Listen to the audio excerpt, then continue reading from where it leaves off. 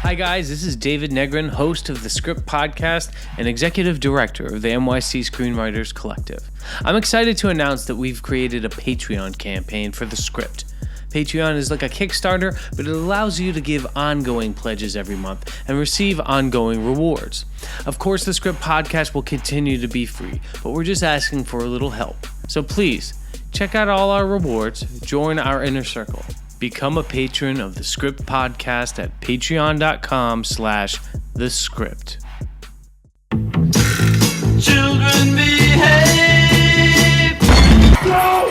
Don't open that door! They're going to get all of us killed! Something's coming.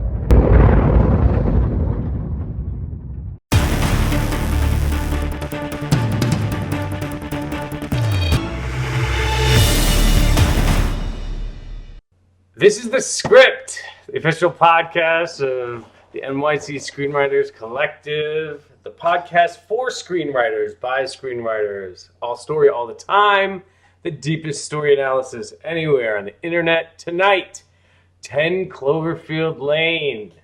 I'm David Negrin, and our screenwriters tonight on the panel, Alka Kushalani and Hi, Christina Leith Malin. Hi, guys. Hello. My horror experts are with me. Ready to go. For the Cloverfield pseudo sequel. Yay. Was it a sequel? Was it a horror movie? I don't know. What were your guys' first impressions? One up, one down on 10 Cloverfield Lane. Wait, let me do the artists. I always forget to do the artists. Directed by Dan Trachtenberg. Trachtenberg was mostly a short film director. This is his first feature. He did a bunch of short films that he put on YouTube. He worked as a film journalist, and his short film Portal, that was based on the computer game, got him meetings at Bad Robot, and then they showed him the script, and J.J. Abrams liked his take, and so they gave him his shot at a first feature. The script has three names on it. Josh Campbell, who had the Chronicles of Narnia, Lion, Witch, and the Wardrobe chapter, and Van Helsing, big in 04 and 05. Matthew Stoichen for the story and screenplay. He did Tower of Babel and G.I. Joe Rise of Cobra. And with a writing credit on this script is Damien Chazelle, the writer-director of Whiplash. So it seems like maybe he's getting some work in Hollywood on genre picks to build up his wallet after he did indie film for so long. Yeah, I heard that actually this was a project that Damien Chazelle was going to direct, and ultimately he got funded for Whiplash. So he went on to do that, and they got Dan Trachtenberg to do this. Interesting. No way. Yeah. Good to know. I wonder if Trachtenberg worked on anything Chazelle worked on, or they're both young guys who got their shot, which is cool. Let's see. Interesting. I would say I don't think it would be bad with the Whiplash pacing. I think it would still be just as interesting. Well, the intensity of the film. You guys, can we just get into a genre conversation? Was this a horror film?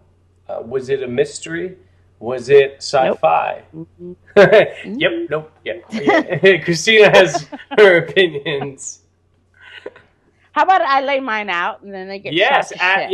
yes, please. Go that way? Always. Go for it. It wasn't horror.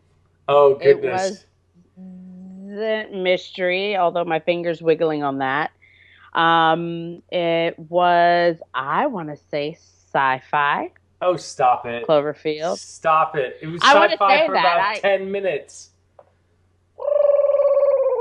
It's a suspense into sci-fi. Sci-fi. Suspense is a good Sci-fi. title. Sci-fi. But Sci-fi suspense hasn't been thriller? a genre since Alfred Hitchcock. No, there've been good suspense. But you know, in it's past funny tense. that you mention Hitchcock because one of my pet peeves, and I know we're not into up and down, and I don't know if I want to waste it on this, but one of my pet peeves was this score, this incessant score, which did feel like old Hollywood. It did feel like Hitchcock, but it was like in the wrong friggin' movie. You know, that score was just, it belonged to something else, like that ending, but we'll get to that. Well, if we're going to talk about music, I really liked some of those oldies that they threw in to emphasize the plot, like I think we're alone now. Yeah. And if they would have stuck to that, if they would have stuck to that music that, you know, or the sound that was actually generated very naturally and organically by the scenario, I mean, like, I think that would have been much more effective. You have this door, you have this music coming on. Yeah. And, you know, I think it would help that feeling of claustrophobia. But that score, that wall-to-wall carpet of a score, it was just like, oh, come on. It kept pulling me out. It's funny. We got a one up, one down right now. We got a one up. Yeah, let's one up and one down. Okay, but I didn't even notice the score, guys. It was I did not even notice it. It was like Steven Spielberg came in like every 5 seconds. It's not good. But this movie was the teat of John Williams. Yeah. This was very old school science fiction kind of Jaws-like suspense where we don't really see the monster until the second half of the second act and the third act. So I don't know. That's a harkening to the first one. Also true. But I think that's a harkening to old school sort of New American cinema, like Jaws and like sort of the suspense stuff. But from the late 70s and Close Encounters and like Close Encounters. Well, Jaws is not sci-fi. We got light. You're right. I think Jaws is the greatest reference that you mentioned in this because that's why I said it's not. Okay, if we just take everything away, strip it naked, it's a sci-fi because we're dealing. Okay, we're not even getting deep, but just generally saying antagonist, protagonist. Post-apocalyptic is sci-fi. Yeah. So we haven't broken that down yet, but I think we should agree on that. But the first 1/3, almost 2/3 of the movie, 2/3 haven't alluded to the science fiction aspect. Which means it can't be that genre. That's what makes it a suspense thriller. Exactly. Or a sci-fi thriller. It's a contained thriller. It's a psychological thriller. It has horror aspects. It has sci-fi aspects. But it's mostly a thriller with a little bit of a mystery in it. One up, one down. Alka. So I'm going to start with the up. I think this is a really compelling setup that I think keeps paying the dividends throughout the film. I think it sets up a question and it really it feeds into the tension and it ratchets that up and, you know, it just plays with us. That said, my down is the title gives it away. You know, it's like as much all the good work that they do and kind of setting up the question of, is she at the mercy of a madman who's kind of concocted this elaborate scheme to just kind of keep her down there a la Room? Or is there really something going on out there? It was like really hard. It was really hard for this film. Title, that title is like, okay, it's just answering that question. You just gave it away. All of a sudden, I have no questions. I'm like, okay, when are the aliens coming in? That's if you've seen the previous Cloverfields. I think, but that's the marketing ploy behind all this, right? Otherwise, this was a micro-budget thriller. Yes. That would not have received any notice. I mean, I was telling David before, we started recording that, like, it was based on this other script, The Cellar. The Cellar, yeah. Yeah, and I don't know how that ends or whatever, but I think that was a very different idea. And I think when you stick on the last 10 minutes and you call it, by its name, Cloverfield, it becomes something else, and it is something else. And maybe those things don't go together. I think it was a very successful thriller for but like in that decades sense, of that film. But in that sense, it's very much like Twilight Zone or Black Mirror, where Right. it's anthology-like, where we're giving it the Cloverfield name, but we're having completely new stories and new characters every time, and there's a few tags, a few reminders that you're part of the Cloverfield franchise. But Yeah, but it's a big reminder when we're talking about the title, and I think once you I can't set it up as I didn't know there was gonna be a sci-fi ending. Did you? I knew there were going Yeah. to be aliens based on 10 Yep. Cloverfield Lane. I mean, No, there's no evidence. There's no evidence to that. Wait, we got to do one up, one downs for everybody, and then yes. we need to get Okay. into Yes. it. Okay, Thank you, that was Christina. Because Christina, one up, one down. Okay, so my one up is The Cellar was a stellar short film. The whole idea, I agree with Alka, the whole idea that you're trapped, and that moment when she made it to the top and she thought she was going to escape, and she saw a lady that wanted to get in, and she was trapped between that guy and that lady, and the lady called her a bitch and was bleeding. That was one of the best, like, two roads divide, for me, to see, like, your path forward seems kind of fucked up, but your path behind you that was a great storytelling to me. I hands down, that and other levels of surviving in the post-apocalyptic, and I'm like one for loving this whole after the shitstorm. That's my one up. I thought it was great. I loved the whole Cellar idea. Mm-hmm. My one down, I think we're starting to get into this now, is the fact that The Cellar became a Hollywood film.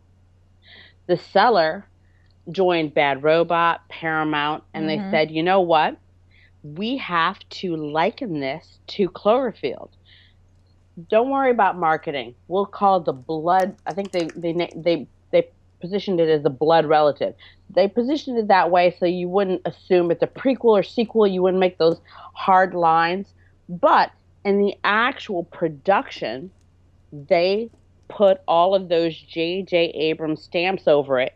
Yes. To take down the actual Cellar. Had she come out and her face started bleeding out, I would have loved it. Had she come out, breathe fresh air, and it was all bullshit, I would have loved it.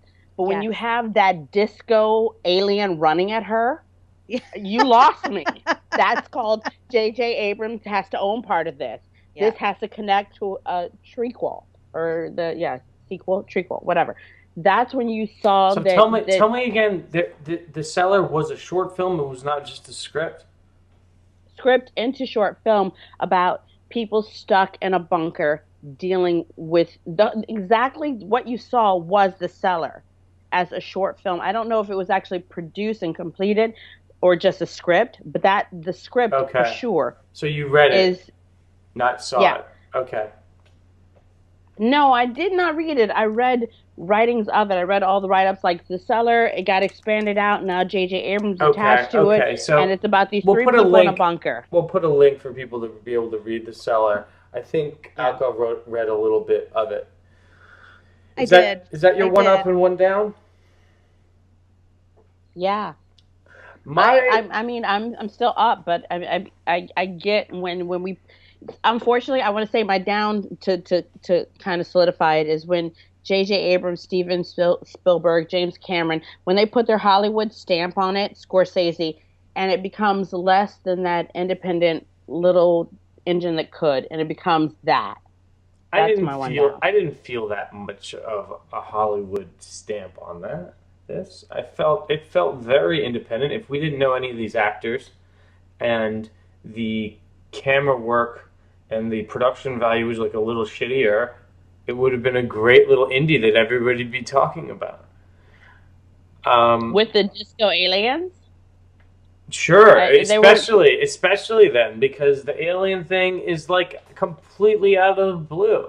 Although Howard did say, in his wildest conspiracy theory, that it's an alien attack, the Martians have come, and that there were worm aliens, and it comes out later, like they set it up. Not that it's not goofy a little bit, but it did. Well, we're talking about the ending now. Let's talk about the ending a little later. I'm going to do my one-ups, one down. My one-up is the expert storytelling, the screenwriting that keeps us guessing about whether Howard is an antagonist or an ally. And the mystery of Howard, is he just a paranoid good guy, or is he a danger? Does he have an evil level to him? And I was questioning this all the way up until the reveal in the second half of the second act. When he kills Emmett. Poor Emmett. Yeah. Emmett's death. Yeah. Yeah. Up until then, to me, that's obviously the all is lost and the low point. And at that point, we've gotten enough information about him, about the missing girl, and there's enough other basic information we've learned about his character that confirms he's like a sex predator and he's evil. And then we finally get that personified when he gets burned in the acid, and we finally have a real monster, which to me was the horror reveal. I wish we'd gotten more like Return of the Toxic Avenger sort of deformity from Howard. I think we got like one or two shots. I feel like maybe they had more and it looked shitty and they cut it. Wait. Backtrack. Why do we only accept anti-heroes when they're hot and they look like Russell Crowe? If, in a really fucked up world, you are faced with you and a rapist being the only two people left in existence, why are we not allowing him to be the anti-hero? And I know I might get shit for this. Ooh, I like what you're saying. You're saying that he could have continued to be a good guy and he was be a right. rapist. He never violated her. He had they didn't play with that ambiguity with that character. So they were going there. They were going there. They were hinting at it. They proved that Howard had abducted that girl, he had Brittany. Issues. Right? He had psychological issues. But he'd abducted that girl, Brittany. He wouldn't call her a woman. That was a brilliant scene where they're like, "What's Michelle? She's a girl. What is she? Because she's older." And he's like, "A little princess." And you're like, "Whoa!"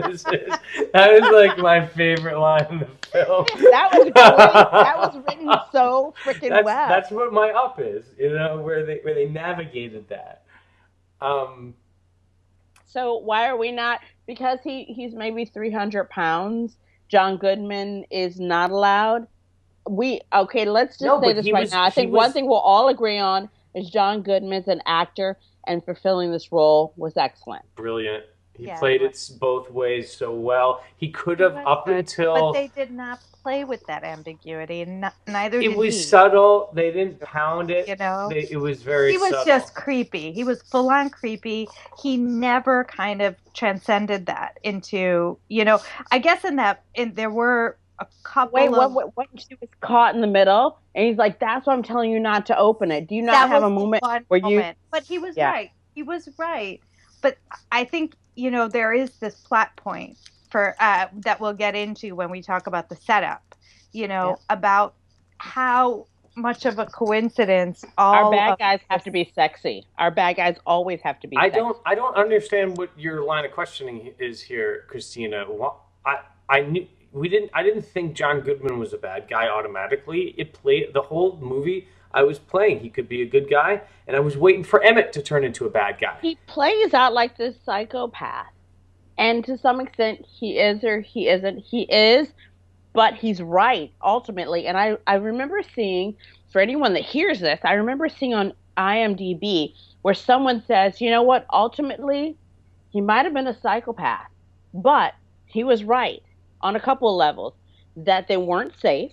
And this is the fan. That there were IMDb. aliens out there. And true. He goes, Emmett brought that upon himself because Emmett already said that he was challenging him. So if we're in a do or die apocalypse, and Alka, you were like, well, I was trying to help David, and I was going to slit your throat. Of course, I would see clear and present danger. Right. So you make a good point. It's not good. That if he was a rapist and child molester versus the aliens, he could have still been the hero. No, regardless of we're talking about let's just put the aliens aside. We're talking about apocalyptic, like The Road. Did anyone see The Road? Yes. With okay, so it's like that where you might have been the most beautiful person pre-apocalypse, but at the point when there's one can of tuna, you have a child, and there was someone in front of you that says, "Give me that can of tuna," you will crack a skull. And there are certain elements. So you're where defending. No, I'm Howard. defending him because you set out this big guy, John Goodman. You set him up as this super creepster. But if you look tactically at the things he did, like just barring him being a rapist, if he wasn't a rapist, watching himself, a young guy that was prepped and organizing, saying he's organizing or if he was to kill better you. looking, okay. Exactly. Yeah. The woman who he put in there, like, I don't know you yet, so I'm locking you away. This whole film. From the beginning, from the opening image after the inciting incident, from the break into 2 where she wakes up and she is shackled to the wall in her underwear, the whole film is playing with sexual danger of the only female character. Okay? Yeah. And so when we find out that Howard is a sexual predator, it's confirming the premise, like the obligatory scene, like. So, to me, the danger in this film was not from the aliens or the radiation for most of the movie. It was whether Howard is or is not a sexual danger. And he became one. You're a writer. I'm a writer. Alka's a writer. What if the script was set forth as Howard as a protagonist and there's a random woman we don't know that asked to come into his room? Right. So I'm saying every objective that he did wasn't outside of boundaries. I agree. I can agree with your premise. Afraid of him, but not his current story is not what made us afraid of him. It's his backstory that ultimately. We saw the film through Michelle's eyes. I think he's also like, I mean, he's like, everything's got to go on a coaster, and these are the rules. I mean, he was just creepy. He's creepy all the time. And you should the time. I was you should be thanking me. You never should be thanking me. Rescued by a holy roller during an apocalypse. That's all I have to say. Yeah. I mean, there was this moment where he kind of, he said, "No one's looking for you," and it was very matter of fact. And I felt like that's when his performance was at its best. There was this like exasperation, this frustration with her and her unwillingness to kind of believe him.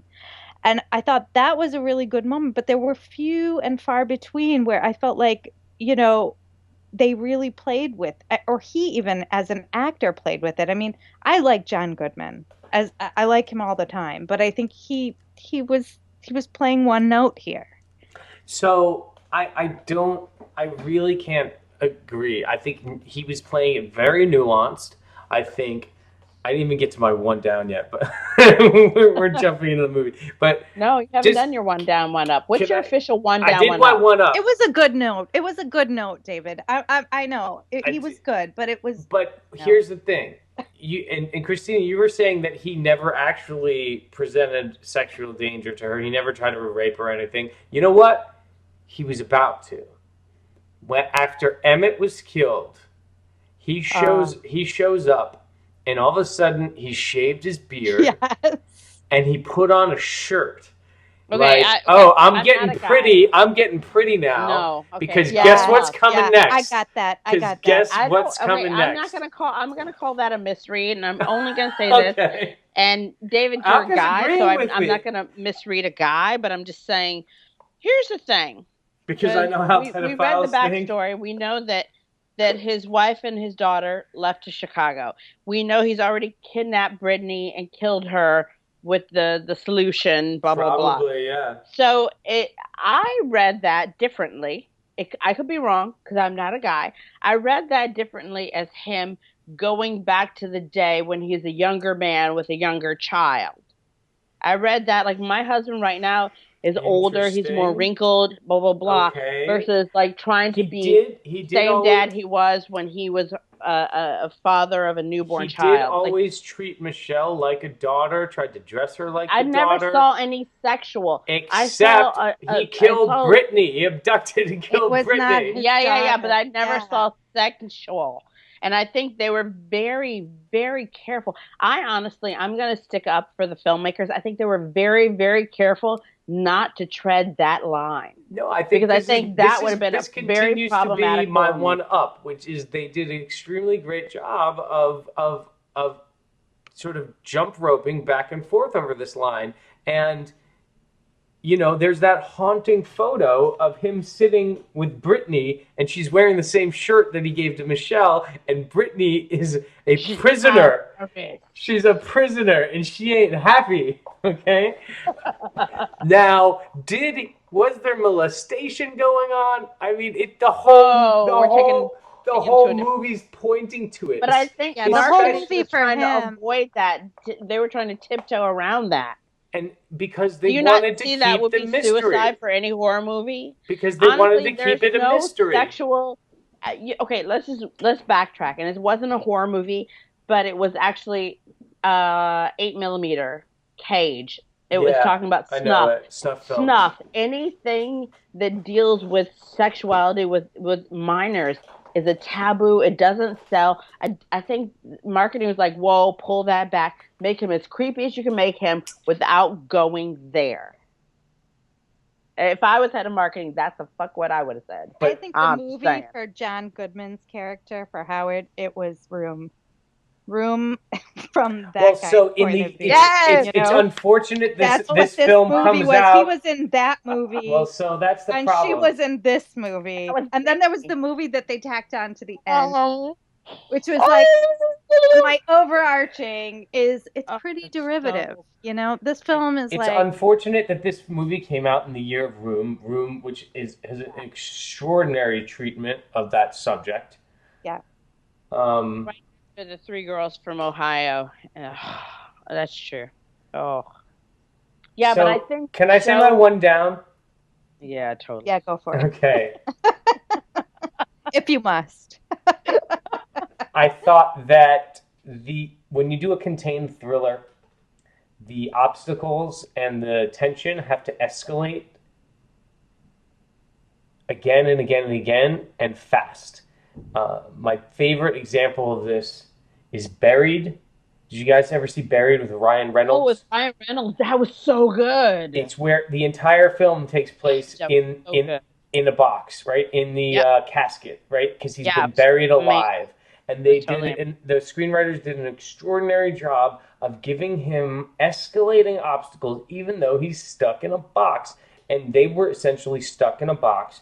And this film didn't do as good a job as, say, Buried to escalate and give lots of different obstacles for Michelle and her ally to overcome. I was hoping that they, at the midpoint, Emmett would turn into a bad guy and would realize she's alone with two bad guys, and she'd have to overcome both of them, and then there would be a lot more going on, but there wasn't.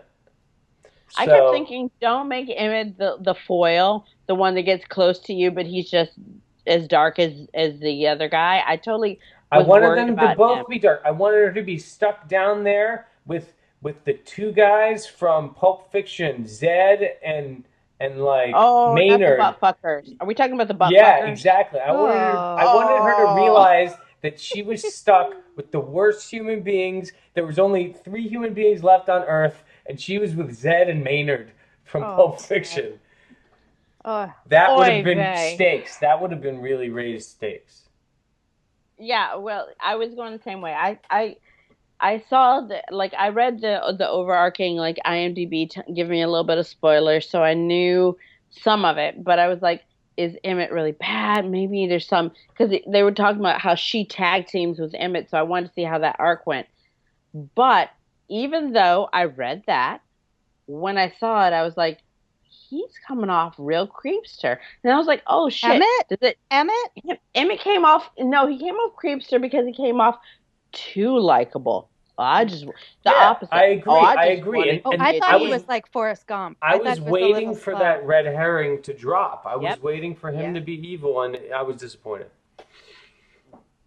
Because he ended up just being sort of an ally, and he didn't need to be there. Everything she did, that Emmett did, she could have done alone.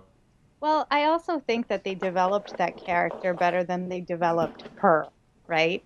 So with Emmett, he gets this chance to tell us about, how he's lived his life in a 40-mile radius, and that he got to the run bus ticket. I like the bus ticket moment. Bus ticket, it was really nice, but it was like while I was going, oh, that's a nice touch, that's a nice detail, I realized, well, we have heard much more about this secondary character than we know about our protagonist. Right. What happened with Ben and her relationship?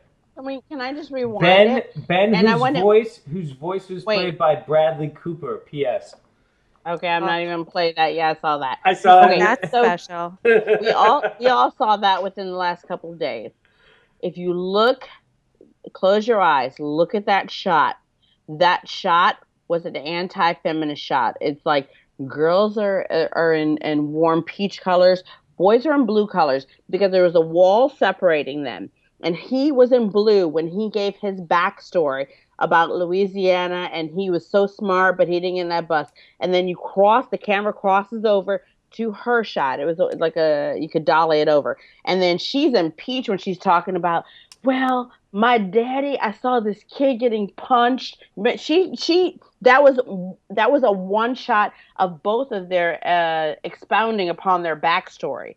And he talks about being strong and a winner. She talks about being abused. That's so anti-feminist. I'm not even fucking gonna even. Well, can I just say that the visual makes sense because Howard put them in their rooms like a little boy and a little girl. I get that, but I'm saying he's in blue. I hear what you're saying. He's talking about how wonderful his life could have been, but he chose to stay there. She talks about abuse and everything that kept her down and afraid. Right. It was so anti-feminist. Right. Well, I mean, I think it plays into what I think is the theme, right? Oh, here we go. No. I mean, and I it's time to do beats anyway. Let's do Blake Snyder beats. So I think weirdly, Bradley Cooper articulates the theme. Really? That's good. Bradley Cooper. Yeah. Who says, you can't just run away. You can't just leave or something like that. And that's the thing that recurs with that character, right? Yeah. In the scene that Christina's also talking about, when she's talking about the abuse she suffered. And it kind of sums it up with every time things get hard, I just run away. And then at that very last moment, it plays out with her not running away, right? She faces down Howard. She faces down Howard, and she faces down the aliens. No. Her very last one, she goes to Houston versus Louisiana. And then she goes to Houston. Yeah. So I think that's the theme. I mean, I think that's what's going on with that. Did we see her grow? Did we see her grow in that way, being afraid and running away, and then growing towards strength? I don't think so, because she was pretty tough. She was pretty, from the beginning. She tried to protagonist. Yeah, she tried to rip out the handcuffs that were on her knee. Right. She did that thing where she tested Howard by flirting at the dinner table with Emmett. She made the suit of the protective suit. She was always very active. So I don't buy this backstory for her that she was running away from stuff. And I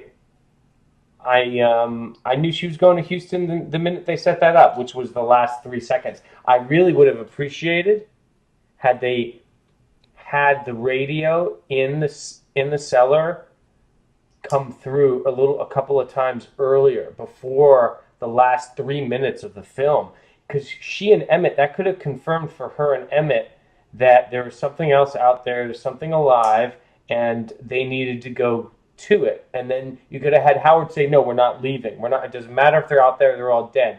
And they're like, "No, we can go to where's the safe place?" It was Louisiana somewhere. Yeah, Baton Rouge, right? Baton Rouge. Right? And, Yep. and so they could have been like, let's go to Baton Rouge. And he could have been like, no, because they heard it on the radio there. And then by the time she's free, kills the aliens, is in the car, gets to the sign, sees Baton Rouge or Houston, and they pose Houston as the place that needs help, and we know that Baton Rouge is safe, it would have hit me harder. It would have been a lot stronger of a choice then. Yeah, I buy that. We already know there's a sequel, a No, third there's not. installment. No, well, yes, but it's going to be anthology. It doesn't have to be Yep. related to the first two. Well, here's the thing. I feel like it's going to be loosey-goosey. JJ, I will write with Alka and David. We're here for you. Right. Yeah. Right. I feel like there's going to be another installment. I feel like he's so freaking busy. If some amazing screenwriters that follow him may do something. But yeah, they've already alluded to that, and they set it up as such. It was a huge hit this weekend. It was like a $5 million budget, and they killed it. So, 15, and they're at 38. 15, and they're at 38. Okay. But it's very strange, when you talk about Cloverfield, which is my biggest problem with this movie, right? Did you like Cloverfield? Wait, rewind. Well, say that, and then I want to know if everyone loved Cloverfield or thoughts on the original. Well, I would say that here's the problem with anything named Cloverfield, is it's just like the title itself is a problem. Because it gave away. Why is it a problem? Everything away. It's a problem because if that is part of your central question, which it was here, right? And there were moments where I was still in that suspension of disbelief, which is a credit to the writers there. But I think when you're thinking about that, it's like I just knew. I was like, okay, well, it's called 10 Cloverfield Lane, so they're going to be aliens. The other part of that was kind of just disjointed for me was, when is this set? Is this like happening concurrently? Is this the same attack? Because these aliens don't look like those aliens, And I was left with that. Yeah, I was left with, why did these aliens look like this? No, the big alien was similar, but the little baby ones were like annoying and disco aliens. I don't. Yeah, I agree. Yeah, guys, it was just. Can we? I'm sorry to push it. We got to do the beats. Yeah. I think Aka already hit a really solid theme stated. Can we compare opening and closing images? Opening image didn't work because the opening image was actually on the harbor, the Charleston Harbor. And I was thinking about that. I was like, oh, I never look at the opening image. I'm so in the movie. But it didn't. If you want to skip to the movement of the story, and you want to say her hand when she wakes up the first time is the opening image, but you're a couple of minutes in. You know what I mean? Alka, the opening image doesn't have to be the first image. Opening image is sort of the opening thematic image. I think that the hand, when she's underground, we're already at the catalyst. That's kind of the break into two when she tries to get out. So that's a little late for an opening image. Alka, did you have something else? Well, I think it's also this car kind of going into this like rural landscape. I mean, it is all about the fear of the unknown, And what about her packing up? She's leaving. She's running away. Right? There you go. That could work too. Right? I think the opening image, not the first image, but the opening. And we image, also see here that she's like some kind of costume or fashion designer, right? We see her pack her shears and her, like there are some drawings or like that pattern paper, you know? And there was a big shake of the building. Did you see that? Yes. And so I didn't see that.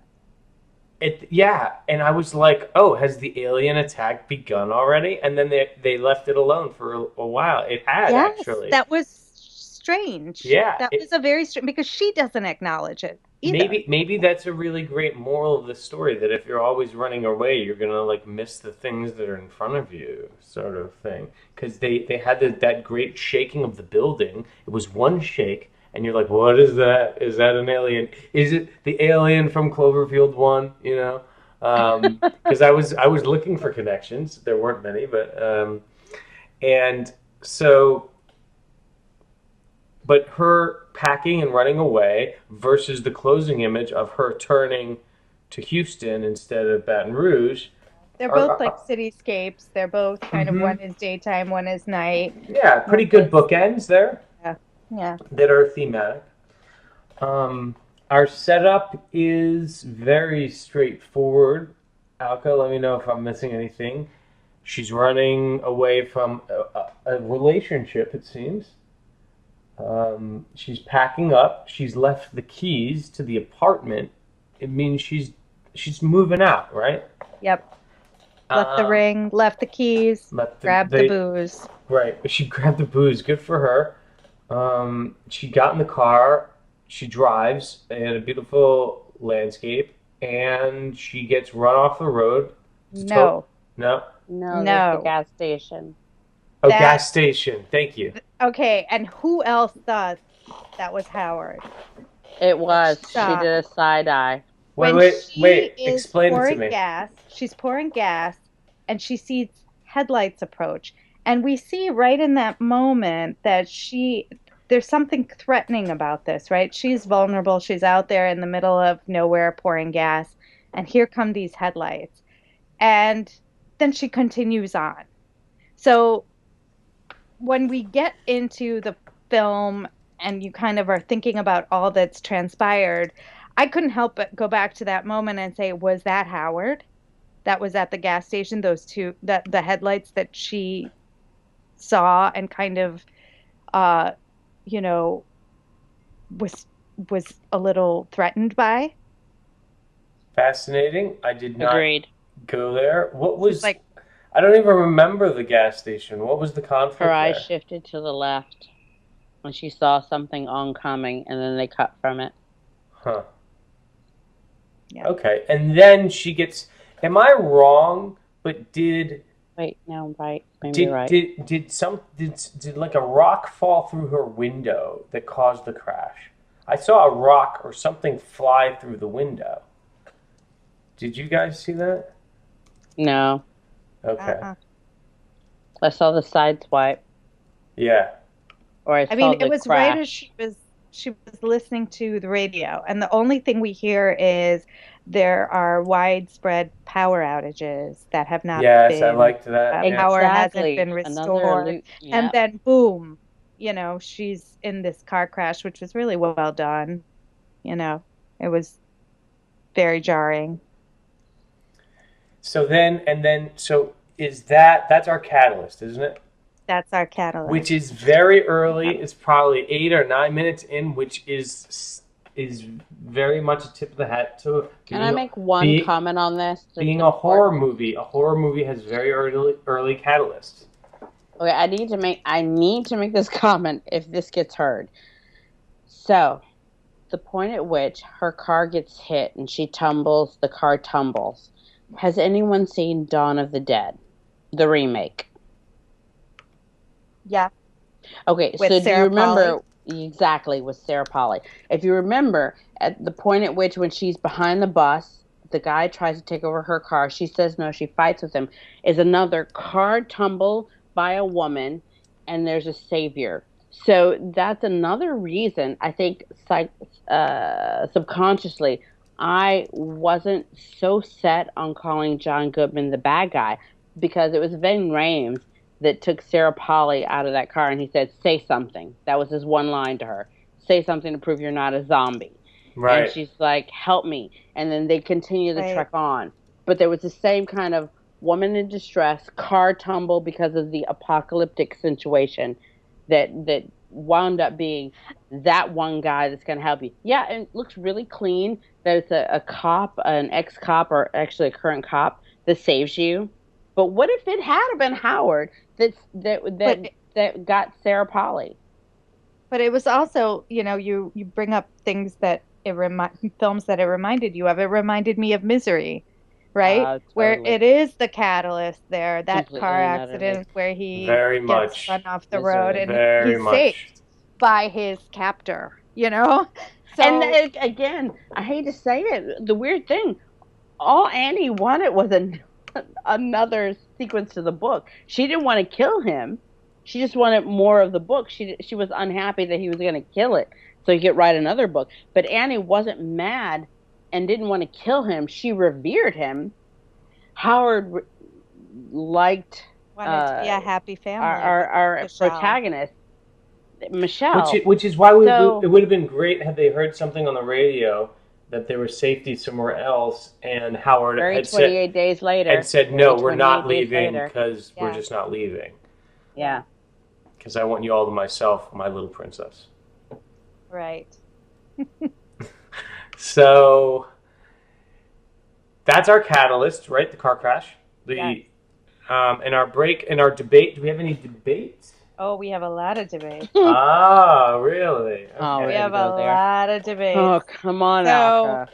So the debate is really concerned with this question of, do you stay in the house of this madman or do you escape to the unknown? It's like, is it, it's the idea of the devil, right? Yeah. And so the question is, has there been any kind of apocalyptic event, or is this guy like keeping her there like room, Hold on. You're in a bunker with Trump. What do you do? Oh my God. I saved the scissors for myself. I grabbed that X-Acto. But that's the debate here, is that she's got no way out, ostensibly, and they can't leave for a year or two. But is this at all true? So say Howard, exactly. Yeah. Right, but but debate, you're jumping into the whole first half of the movie. So debate begins when she's cuffed to the wall and she tries to pull her way off of it. The debate continues when Howard comes in for the first time, gives her basic information, and then knocks her out again, where she runs out and tries to escape, and he hits her, and she creates that spear and stabs him with it. You could argue that was a break into two, but I think that's still debate. I think that's still debate. Finally, I agree. I think finally the break into two is when she hears the other guy. Now, after that, she's heard the other guy. When Howard lets her out and says, "You're going to be a part of my little family," or whatever, and she meets Emmett. I think when meeting Emmett and being let out of the room on her own accord is breaking into two. And very soon after that, Howard catches both of them talking and says, "All right, come check out the new world." And then he introduces them to their room, right, to their cellar. And now we're broken into the second act. We're in the new world. I kind of agree when he gives her free reign and she sees it's not a completely captive situation. That's kind of a break into two? Kind of? Or is it with the pigs? Where he shows her outside that window. She goes out She goes up those stairs. He says it's time to meet Frank and Mildred. That's kind of debatey, She hadn't seen the home yet, and to me, the home represents the new world, old world versus new world kind of thing. But I would also say the reason why I think that scene is important enough to be the break into two is because that's where she sees the truck, and she flashes back to seeing that truck before the car had spun out, and I think that truck and that mystery is like what she is in the heart of for the rest of that, for most of the rest of the film, right? And we know at the end of Act Two, it relates to end of Act Two because then the mystery is kind of solved. Like, oh, he's the bad guy. He's crazy. She was right. But in that first moment, there's all this proof that he's actually the right one. He's the one who's like, he's Noah, who's built his ark anticipating, you know, the end of the world. And she's lucky to be there, but then she sees that truck. Okay, so there's two parts to that. I think in the very beginning, one aspect of this, going back to the cellar that makes it strong, is that you see her fight until he comes in, not gives food, everyone gives food, but gives food and then gives her the key to freedom. Then you're like, oh, wait, if he's giving her freedom, he's not a bad, but he is. He's so creepy because he's such that not Russell Crowe big guy. On the tail end, I don't know. I feel like everything he's done has been manipulated, but it's not this overarch. This is my big fundamental issue with this whole film. It's not this, if they've done it right, which I think they did, it's not an overarching, fundamental, creepy guy because he's big or this, that, and the other. No. It's a survival. And I still feel it goes back to the road. And I still feel it goes back to people take medication for stuff. And I'm not an expert on why people take medication for stuff, but I know people that lose their kids or blah, blah, blah. And if his wife is going to Chicago, which they've established, with the child, which he's established, and then he's like, I don't want that situation because my whole life is that child. And he's taken Brittany. That's the movie. I assume the wife and child left because he left. He's crazy. He he's left shit. because he Yeah. left. They found out about Brittany or something like that. They were smart. They got They out. left him because he's Or a maybe creep. let's go deep. Let's go as filmmakers and writers. Maybe he's like, oh, I'm just gonna get a couple of cement blocks. Like, okay, honey, go to Home Depot, and then like $300 later, she's like, honey, why'd you spend $300? And then $2,000 later, she's like, this is crazy. He's like, don't question me. One slap, she's gone.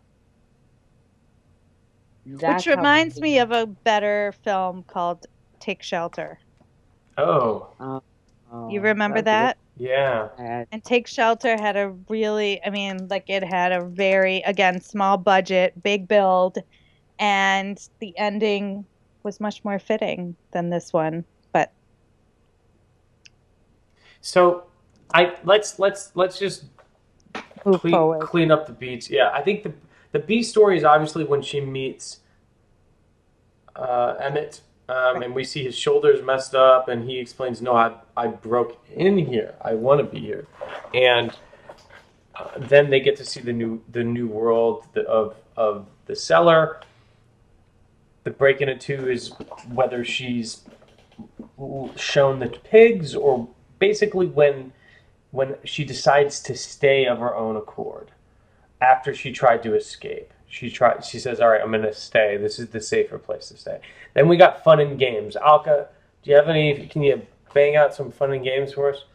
I think it's like life, settling into life in the bunker, and it's his Monopoly. Yeah, it's his presence, his overbearing presence is the fun and games part. That scene, there's a very weird scene in the, at the table where she steals his keys, right? Mm-hmm. And she smashes him with the bottom. There's a couple of that, though. There's the Monopoly that sets that up. There's this whole kind of board game, two sets of dialogue. Yeah, that set that up. The board game really is so much scene. Further in, though. The beginning... No, but they talk about it there. That scene on the table, there's like this weird scene where she takes the keys. That and scene I don't buy is that. I feel it's Hollywood. Well, but what was it? I feel like as the movie was shot, what did that serve in the fun and games? She's trying to she still doesn't believe in. Right. She decided to pretend to stay. She still doesn't believe that the air out there is gross. But she steals the keys, she escapes, and she sees the lady, right? Which I think, The who I neighbor think is lady. the midpoint. You think that's Weirdly, the I think midpoint? yeah, I think Okay. it comes like I don't think it's like evenly distributed in Mm-hmm. the in the terms of the save the cat beat Okay. sheet, but I think that midpoint is the woman Well, begging to come in. that's interesting because But I feel like it would afterwards have she been better if she stays. had some type of like epileptic shock situation. She reaches, she totally. Oh, I hate that scene. I guess that's my one down. I never say it. I hate when she like reaches. We have this Hollywood where she reaches and it doesn't work out because he's like salt, blah blah blah. She antagonizes the relationship between her and Emmett just to get a. I didn't even see that coming that she was trying to get a rise out of him, and she did out of Howard.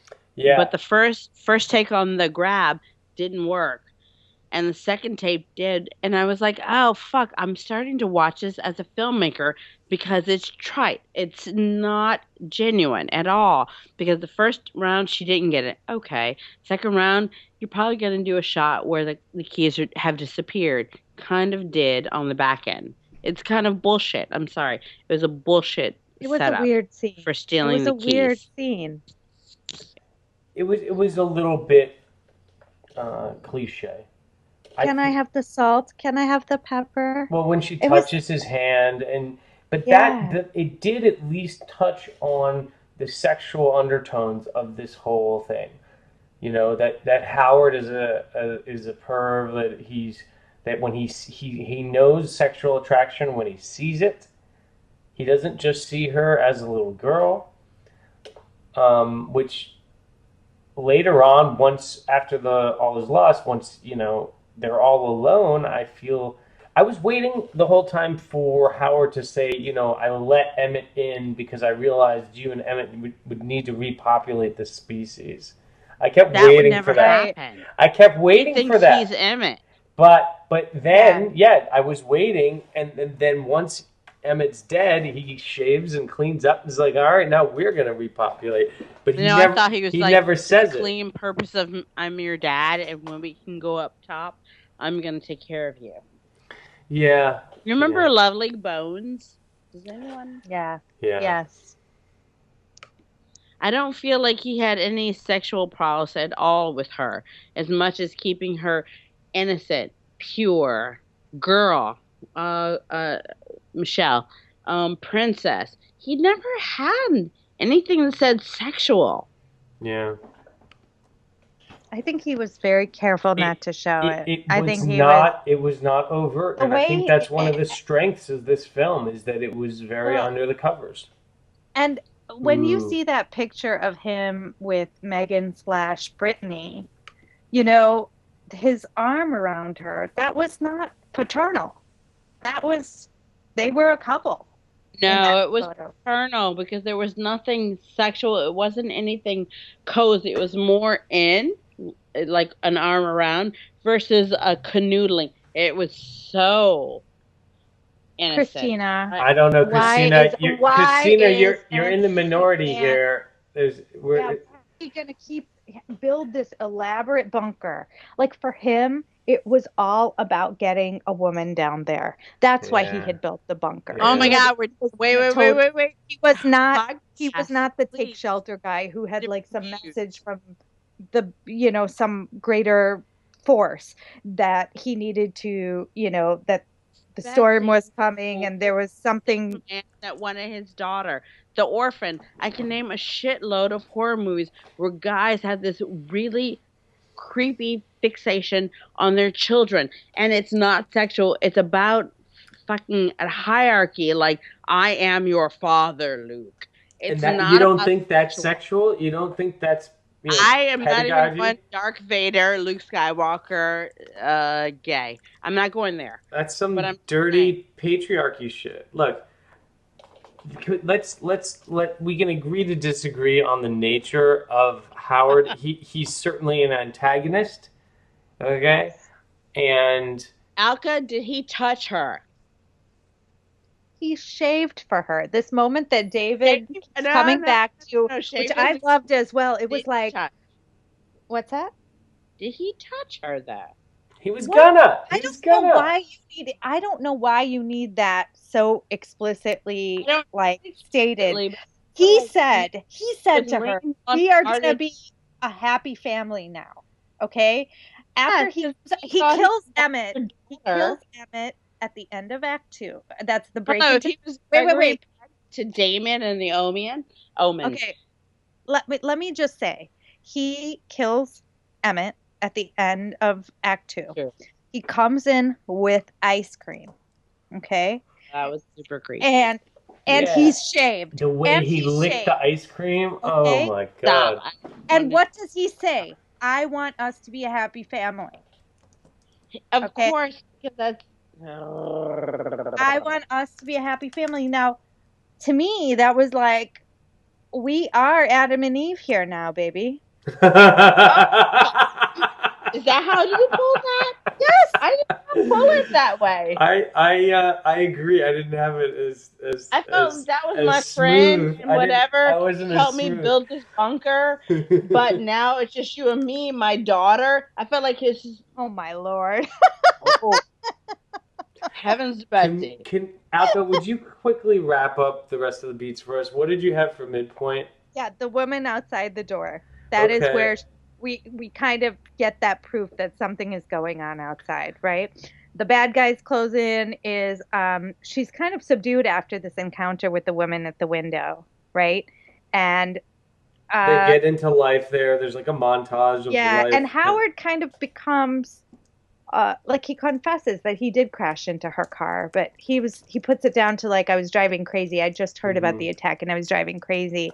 And he also gives her Megan's clothes, and she stitches up his forehead, right? We're reminded here again that she is good with some needle and thread. And no, it's beyond that. I have to step in.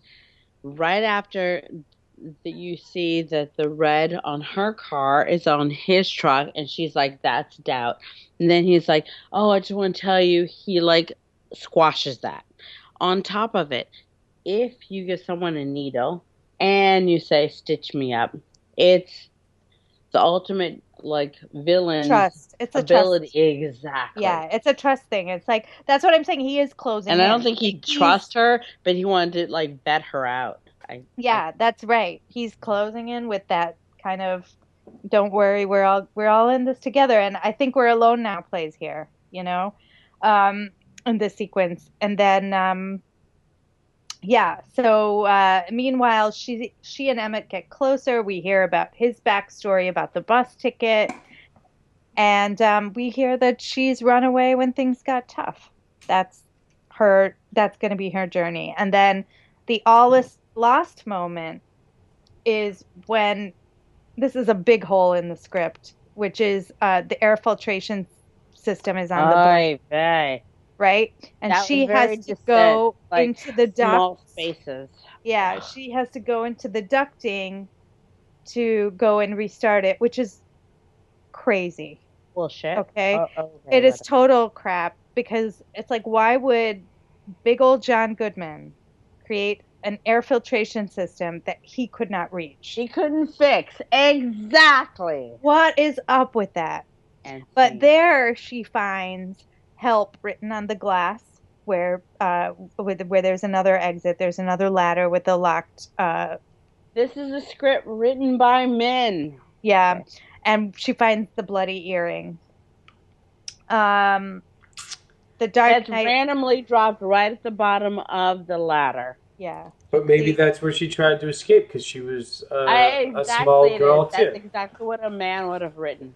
Okay. Okay. Yeah, and it's weird. It's like, and that also kind of made me feel a little like Silence of the Lambs thing. Remember when the girl was in the well and she saw the nail in the stone, where it was like made her freak out. But anyway, so that's the all is lost moment where she sees the help. And then Dark Night of the Soul is that she finds out from Emmett that the picture of this girl that she's seen is not Megan. That is Brittany. Oh, that's Brittany. I went to school with her. Yeah. And she disappeared and never was heard from again. And in that photo, she's wearing the same shirt as Michelle. And that's when they start. Paris. Right. They start plotting to make the hazard suit. So where are we in the beats now? It's like okay, so they start to make the hazard suit. Now this is Emmett all bad steals, guys close in, right? No, Dark Night of the Soul. Oh. So Emmett. No, it can't be. It can't be. No, Dark it's Night all of the bad Soul guys. is It's all bad point guys when close she has in to- because the Wait, all is lost Can we is when rewind, Emmett guys? dies. Wait, rewind. The curtain, the bathroom, the toilet, into the bath shower. We've already established that a little bit earlier on. Dark Night of the Soul has to be, because we've already had one time where she pulled all of her stuff under her cot. But this last time is when John Goodman saw it. Mm-hmm. Yeah. There's actually 3 times when she shoved all of her But stitching. this is all bad guys close in because the all is lost was when Emmett gets killed, when they get caught, and I thought that was the end. That was the break into 3. No, I mean it's with a death, she loses her ally. You know, once Emmett gets killed, she goes back into the room, and does he drag her into the room? What does he do with her? Here's the lovely part, guys. What does she do? What does she do? Bad guys close in. Are we talking about humans? Because can we usurp that whole idea that we've taken the script that I believe was good, just in the cellar, and moved it up? Do you know what I mean? I feel like so basically what you're saying is the is last when third the disco alien, when she's up and she's won, and you're like, it's a bigger third act than we are used to plotting out for people that listen to us or students. No, it's not. It's just the double ending. Okay, American thrillers always have. You're calling it a double ending. Double, really? not double as in a trick ending. It's like 2 endings, a double thriller ending, right? Where so the first ending is she goes head to head with Howard and the acid fight, and she escapes, and we're like, she's finally free. And then, you think that's the end of Act 2? That's the fake. You think that's the break into 3? That's the break into 3, yes. And then the second half of the third act is she gets free, and we're like, she's free, and she breathes the clean air, and we're like, look, it was all a lie. That's where the movie needs to end. There are birds, and it may very well have ended there in the cellar migration. Script. Yeah, it may very well have ended there. I think you're right, David. I think you're right. Then they said, all right, this is Cloverfield, so let's have a second ending, which a lot of American thrillers like to have the double ending, and now she's got to beat the aliens. There was an interview with John Goodman where they asked him if he knew this was a Cloverfield movie while he was working on it. And he said, up until 3 weeks ago, which is like before they do the press junket, it was called The Cellar, and then it was called Valencia. And, no way. Yeah, and now it's called Cloverfield. Yeah. That's kind of shitty. But I think they couldn't have shot all the alien stuff, like in a couple of weeks, could they? I mean, I guess there was one actress, so maybe. Winstead. The lead. Yeah. Here's the crazy thing. Guys, I said this at the very beginning of this podcast. If she come out and her skin had bled off, we'd love it. If she came out and she was fine, that would have been very creep show. Revelation. That would have been very creep show, right? If she'd gotten free. Yeah. It would be more Twilight Zone too, right? I feel like the whole, what I say is the third act, was because J.J. Abrams' name was on it. Yes. Yeah. Well, look, you can't. I'm not hating it, but it's There's true. still And he was screenwriter. There's done still with screenwriters, Star and Wars, there's and still. he had time on his hands. He was in the So middle of it was Star like, Wars. They were shooting this at the same time as Star Wars. Yeah. I love you, M. Night. I love you, JJ. I'm gonna say right now, if you put your name to produce something and you don't hold it down, I loved The Devil. I loved The Devil. But it was an M. Night Shyamalan thing where he just signed off as a producer. I thought it was darling. Everyone panned the shit out of it. Mm-hmm. And then it's with Last Airbender. It goes into his column, his lost column. Yeah. Alka, I think you're right, David. Go ahead. No. I'm with you now. I think you're right because the break into 3 usually resolves whatever that question was that was set up in when it's break into 2, and that is it did. They're aliens. She where up she and gets she saw out, aliens. And that whole last act where she fights off the aliens is the finale. And then the resolution is she heads to Houston. Yeah, that's our closing image. Yeah. She has a purpose now. She's traveled the arc of not knowing where she's going. I mean, I suppose, I don't know. I didn't get that feeling in the beginning that she didn't know where she was going, but maybe that's what it was. And then we was running away.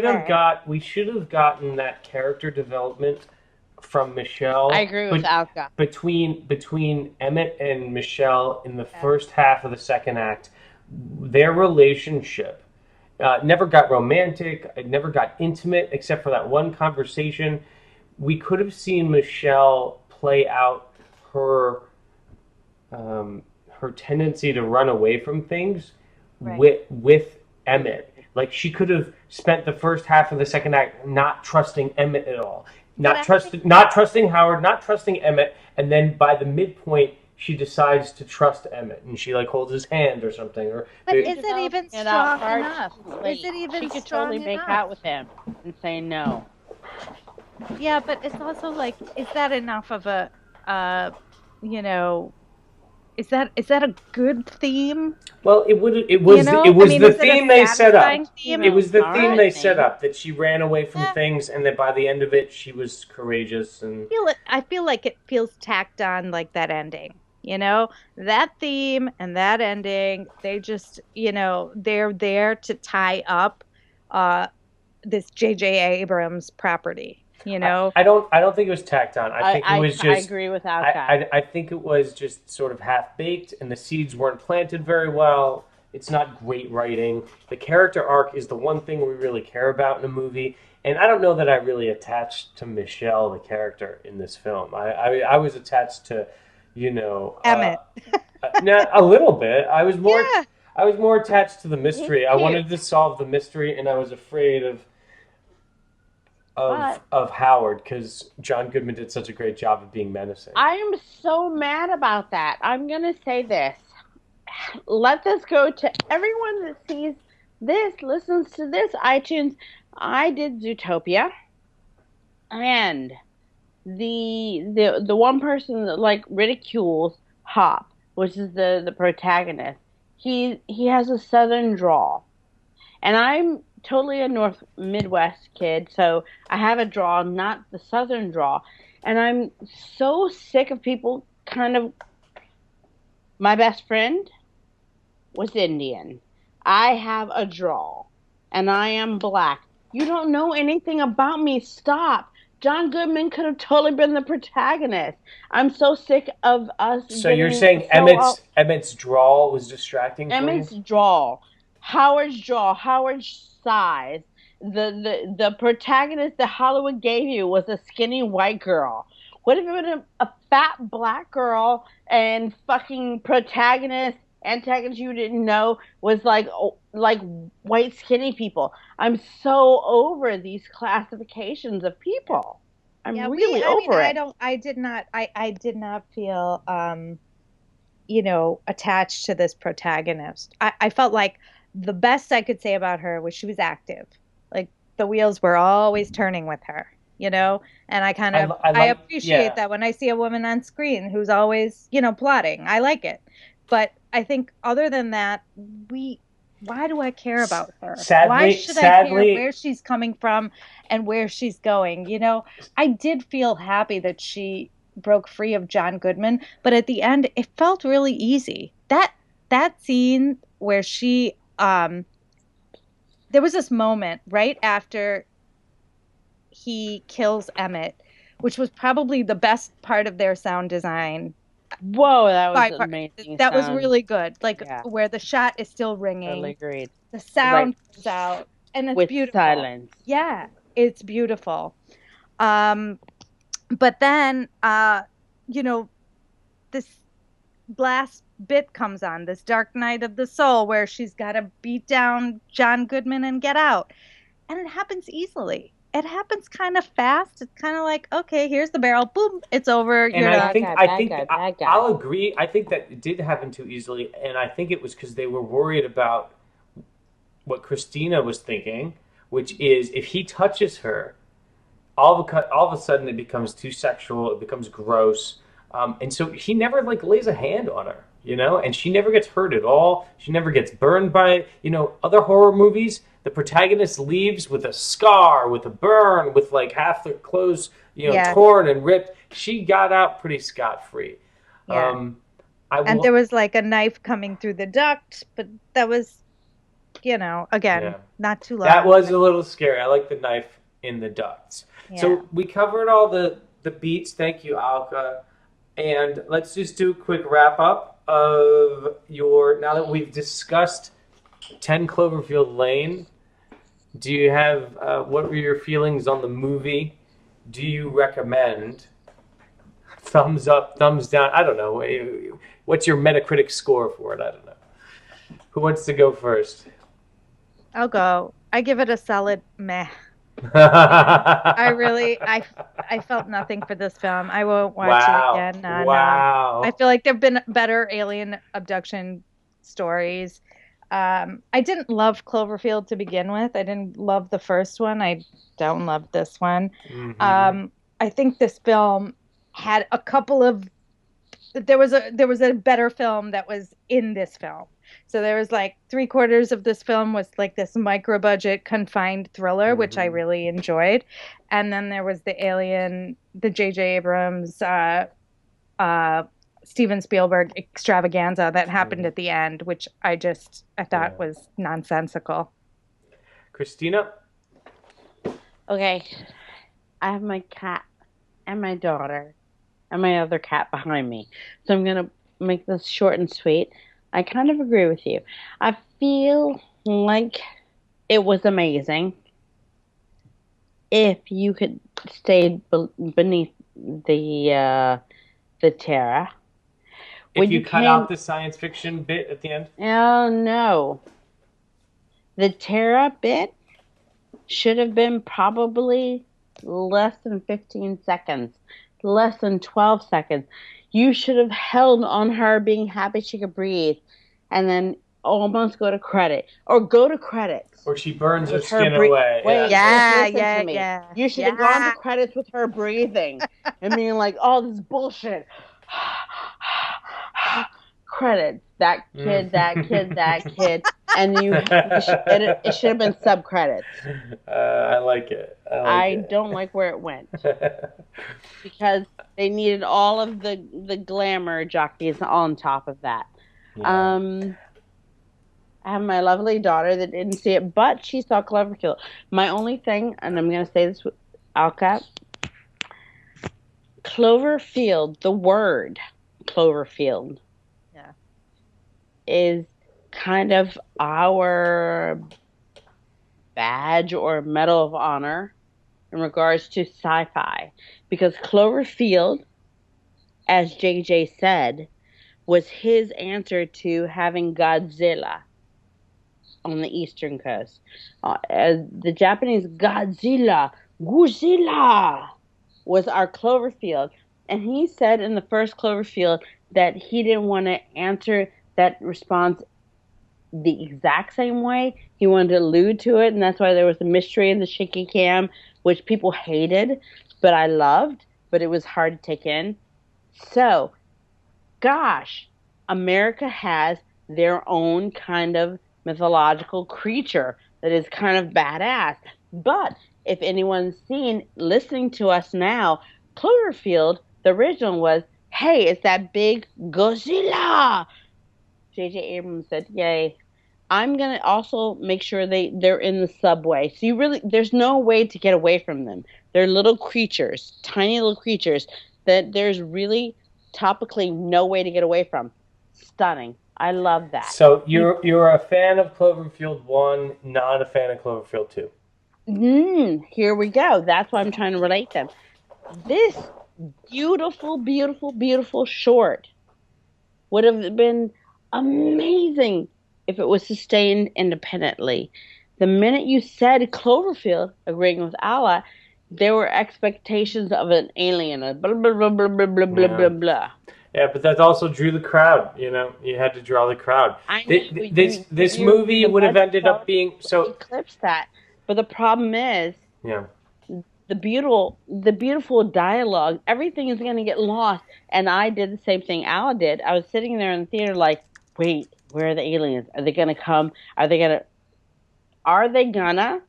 usurp my enjoying that the seller? I'm glad that you said that the title of the big budget, and we addressed the big budget of this, and the fact that it wasn't even Cloverfield until a couple of weeks before it came out. And I think now I was searching for this in my brain the whole night on the podcast. This movie reminded me a lot of the Robin Williams film 1 Hour Photo.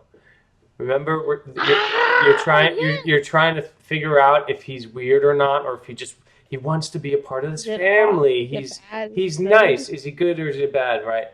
And that one ended very, I think, traditionally, where they kill him and blah blah blah. I was happy. I was fine with a little sci-fi ending to my Cloverfield movie. I was fine. It was a very sharp turn. Although the idea of apocalypse says you've got to deal with all these possibilities. And the problem is we didn't deal with any other possibilities. We didn't have any sort of like leakage of radiation into their home, and it was just all this real contained thriller. I liked the twist. I didn't love it. I liked John Goodman's character's nuance throughout. I feel like this whole film was mostly about his characters walking the line between being a good guy and being a bad guy, and that was well written. I think Emmett was not very well written.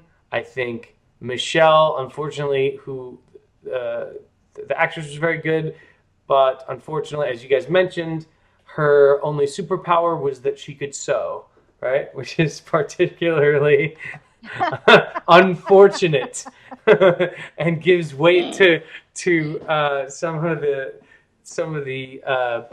patriarchal screenwriting that may have gone on. No, I was really okay with that, by the way, guys. I'm just going to interject.